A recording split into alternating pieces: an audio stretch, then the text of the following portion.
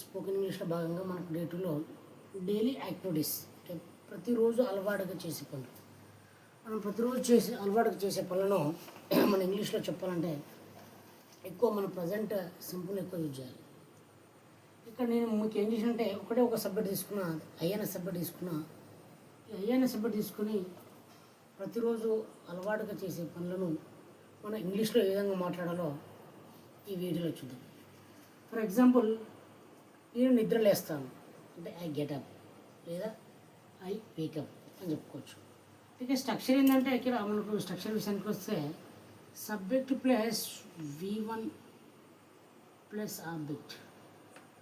Subject plus V1 plus object అంటే ఒకే ఒక subject తీసుకున్నాం ఐ అన్నదాన్ని. ఎందుకంటే మన ప్రతిరోజు చేసే పనులు కాబట్టి ఐ అనే సబ్జెక్ట్ తీసుకొని ఒక వర్బుని తీసుకొని ఆబ్జెక్ట్ తీసుకొని చేయడం జరిగింది. నేను ప్రతిరోజు నిద్రలేస్తానంటే ఐ గెటప్ ఎవ్రీడే ఎట్ 6 అది చెప్పుకోవచ్చు, లేదా I wake up. Next I go for walk, నేను వాకింగ్ చేస్తాను. ఐ గో ఫర్ వాక్, నేను ప్రతిరోజు లేవగానే మనం వాకింగ్ చేస్తాం కదా. ఇప్పుడు మన ఇంగ్లీష్లో ఏమని చెప్పాలంటే ఐ గో ఫర్ వాక్ అని చెప్పాలి. I go for walk. Next exercise చేస్తాను, I do exercise. I do exercise, ఇక్కడ డూ అనేదాన్ని చూసుకున్నాను. ఇక్కడ గో, గెటప్, ఇక్కడ wake up. So I do exercise, నేను ఎక్సర్సైజ్ చేస్తాను. నేను ఎక్సర్సైజ్ చేస్తానంటే ఇంగ్లీష్లో ఐ డూ ఎక్సర్సైజ్ అన్నది. నెక్స్ట్ నేను బ్రష్ చేసుకుంటాను, I brush my teeth. I brush my teeth, నేను బ్రష్ చేసుకుంటాను ప్రతిరోజు కదా. I brush my teeth everyday అని చెప్పుకోవచ్చు. I drink milk everyday add చేసుకోవచ్చు. I drink milk, drink verb 1, నేను ప్రతిరోజు పాలు తాగుతాను.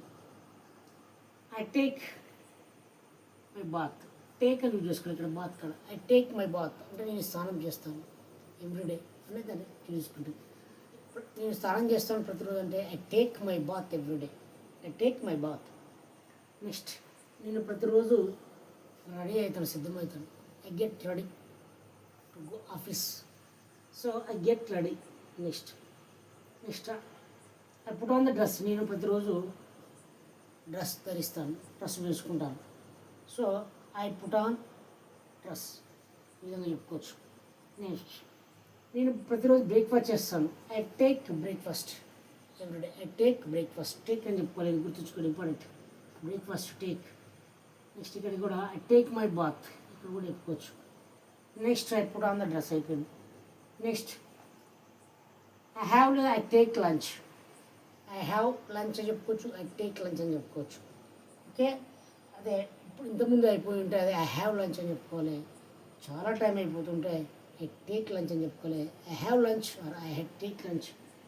నెక్స్ట్ ఐ ప్లే చెస్, నేను ప్రతిరోజు చెస్ ఆడతాను. I play chess, I cricket ఆడతాను ప్రతిరోజు. ఐ ప్లే క్రికెట్ అని చెప్పుకోవచ్చు. నెక్స్ట్ నేను డిన్నర్ చేస్తాను. I have dinner. ఓకే, గుర్తుంచుకోండి, ఐ హ్యావ్ డిన్నర్. రైట్, ఇది ఇంపార్టెంట్. నెక్స్ట్ నేను నిద్రపోతాను. I go to bed. Okay, నిద్రపోతుంటే I go to bed. Next నేను టీ తాగుతాను. I take tea. ఓకే, ఇక్కడ చూసుకోండి, I take tea. I drink tea ప్లేస్లో ఐ టేక్ టీ యూజ్ చేసుకోవచ్చు. I go to market. I go to the market, వేరే market వేరే. తెలియని దానికి ఇతను ఓకే మార్కెట్ అని చెప్పుకోవాలి, తెలిసిన దానికి అయితే the market. I go to market everyday.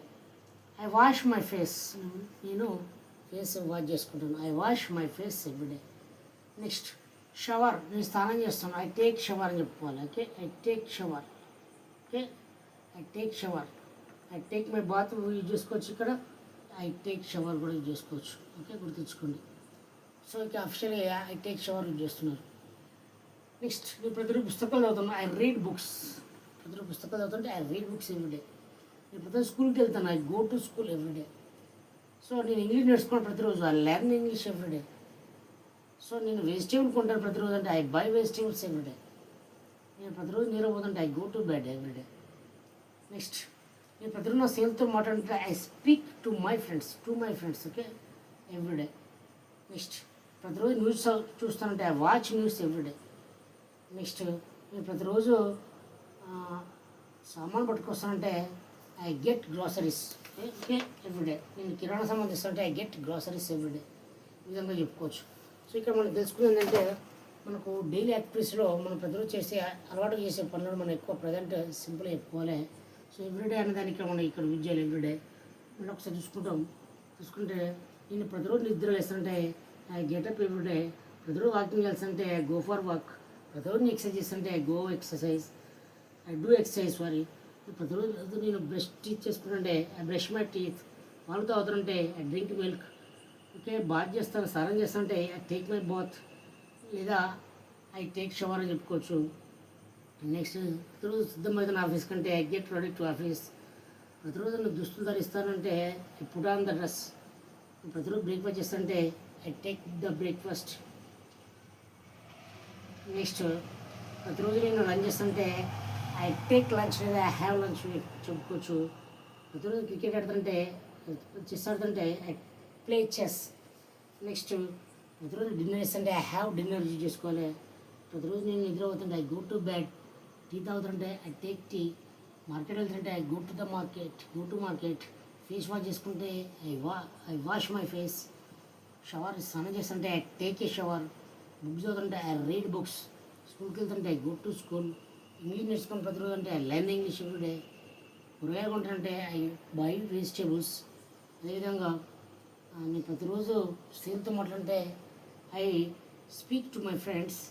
Next I watch news అంటే ప్రతిరోజు న్యూస్ చూస్తాను. ఐ గెట్ గ్రాసరీస్ అంటే కిరాణా సామాన్ కొంటానంటే ఐ గెట్ గ్రాసరీస్. ఈ విధంగా మనం ప్రతిరోజు చేసే పనులు అవి ఉదయం నుంచి సాయంత్రం వరకు. ఇందులో మీకు ఈ స్ట్రక్చర్లో ప్రజెంట్ సింపుల్లో మనం యూజ్ చేసుకొని ఈ విధంగా అహ్యన సబ్జెక్ట్ యూజ్ చేసుకొని మొత్తం చేయడం జరిగింది. ఇది ఈరోజు మన స్పోకెన్ ఇంగ్లీష్ డే 2లో daily activities. Okay right, tomorrow day 3 తోటి మనం అవుదాం. Thank you, right bye.